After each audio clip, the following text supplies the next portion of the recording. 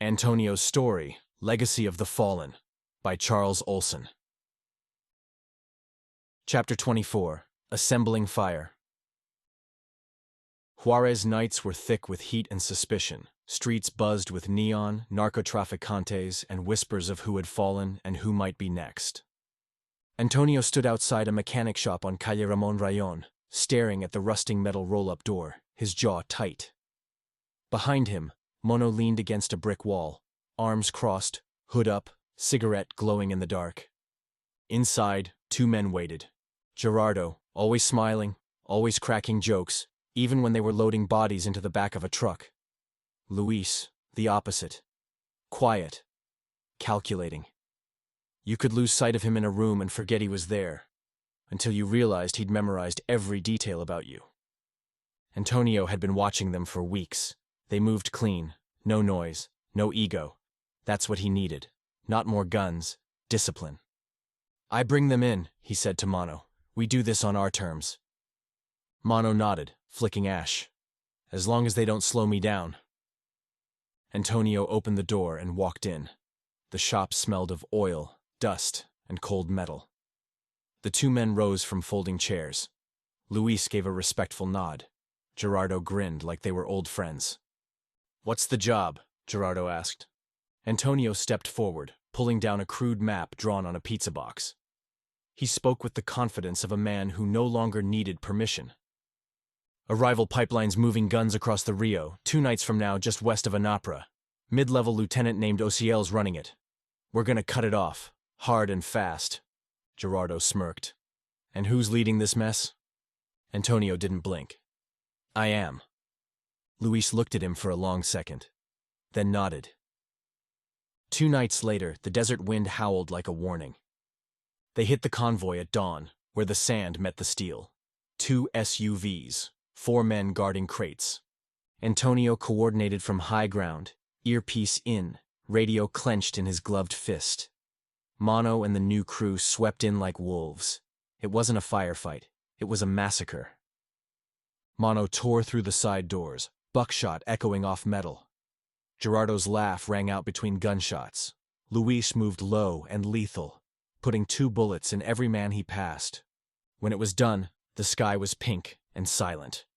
Antonio walked through the wreckage, boots crunching on spent casings. He watched Mono light a cigarette, face splattered in blood. Gerardo sat on a crate, breathing hard. Luis already had the shipment halfway inventoried.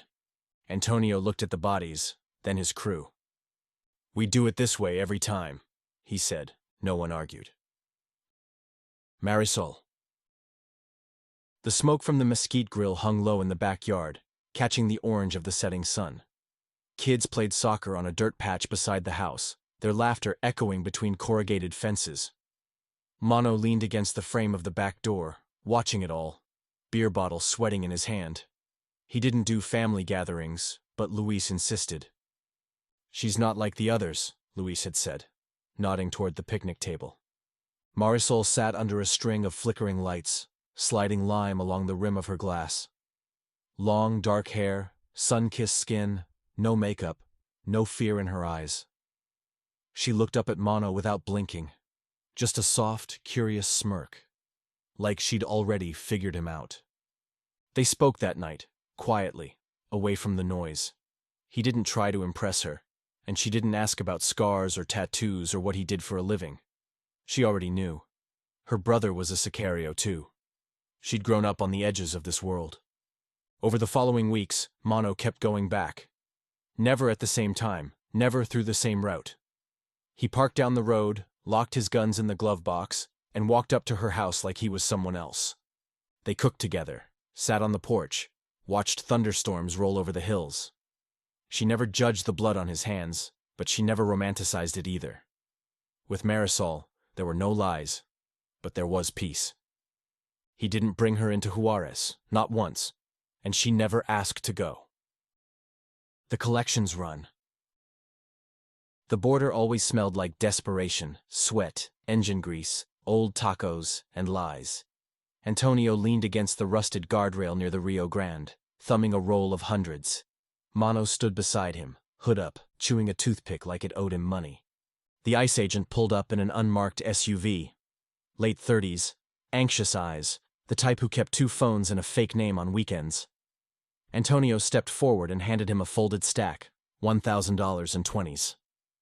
"You're not staying, right?" the agent asked, voice low. "Few hours," Antonio said. "We grab a guy, we're gone." The agent hesitated. "If I get burned for this?" "You won't," Antonio said, his voice smooth, "unless you talk." Mono gave him a smile that wasn't a smile. 10 minutes later, they slipped into El Paso under the veil of dusk.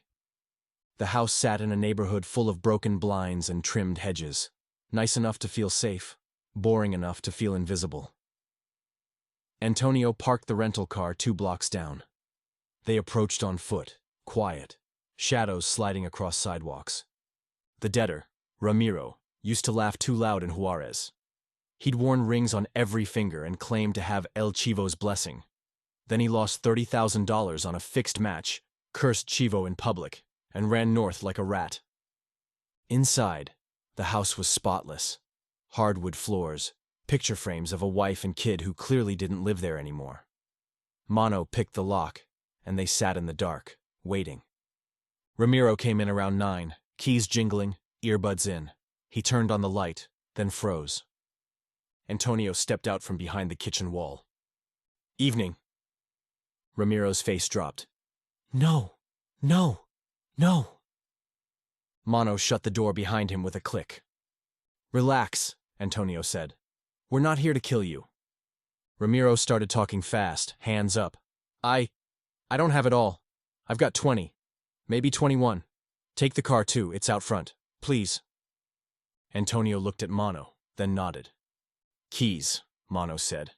They left with $20,400 in a manila envelope and a candy-red sports car that turned heads the whole way back to Juárez. When they pulled up to El Chivo's safe house, the crew came out whistling. Chivo himself stepped outside in slippers, sipping mezcal. He saw the car, raised an eyebrow, then burst out laughing. "You boys always bring me presents?" Antonio tossed him the keys. "Debt's paid. That one's just a bonus." Chivo ran a hand over the hood. This one I keep." Mono smirked. "Don't lose it on a soccer game." Ximena.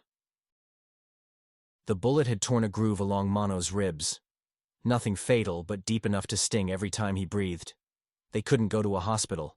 They barely made it back to Juárez before nightfall. The medic they usually trusted was out of town. Her roommate answered the door. Lowrider jeans, tank top, gold chain, and an attitude you could feel before she even opened her mouth. She looked Antonio up and down like she was appraising a stray dog. "You the one with the pretty face and bad decisions?" Antonio raised an eyebrow. "You offering to fix one or cause the other?" She smirked, stepped aside, and waved them in. Her place was clean but chaotic. Posters, perfume, half-used medical supplies, and empty tequila bottles. Mono sat down hard on a kitchen chair, shirt already off. Ximena pulled on gloves and pulled out gauze. "So this one," she said, pointing at Antonio with the tip of her scissors, "is the guy I met at La Madriguera, right? The one pretending to be too cool to dance?" Antonio didn't answer. She continued while dabbing Mono's wound. "I pulled him to the bar, ordered mezcal, and 2 songs later, I'm grinding on him like we're already married. By the time we left, he couldn't walk straight. You remember that, mi amor?" Antonio gave a dry chuckle. Mono groaned. "Please," Mono muttered, wincing. "I'm bleeding. Have some mercy." Ximena laughed loud and slapped a bandage down with more force than necessary. She turned and looked at Antonio. "Fine, I'll save the details for next week, at dinner." After the patch-up, she sat on the counter, sipping from the bottle Mono brought as thanks. She asked nothing about the job, said nothing about the blood. She just joked, teased, and tossed Antonio a look that said she wasn't done with him yet. Beneath the swagger, Ximena had teeth. But she also had loyalty, and Antonio, against his better judgment, started to trust her. Not with secrets. Not yet. But with the silence in between. The convoy hit. The dry wind swept across the Llanos Valley like a warning. Dust clouds rose along the narrow highway where the convoy was expected.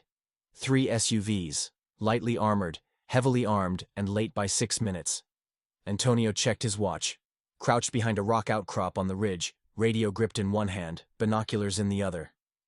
Below, the crew was already in position. Mono, Gerardo, and Luis crouched behind brush and gravel, rifles ready. Mono tapped his fingers against his thigh like a drummer keeping time. "Third vehicle," Antonio said into the radio. "You hit it first. That's the cash truck." "Copy," Mono replied. The convoy rolled into view, tires rumbling over gravel. When the last SUV passed the kill zone, Mono rose and fired the first shot. A single round cracked through the windshield, dropping the driver before the glass had time to shatter. Chaos exploded. Gerardo let loose from the left. Luis picked off the rear guards with frightening calm. One of the guards tried to radio out, but Mono was already on him, dragging him from the passenger seat and slamming his head against the doorframe. The whole thing was over in under 3 minutes. Antonio climbed down from the ridge, stepping through spent shells and smoldering rubber. He didn't say a word as he inspected the open crates. Bundles of cash, kilos of raw product, military-grade weapons. He gave a small nod.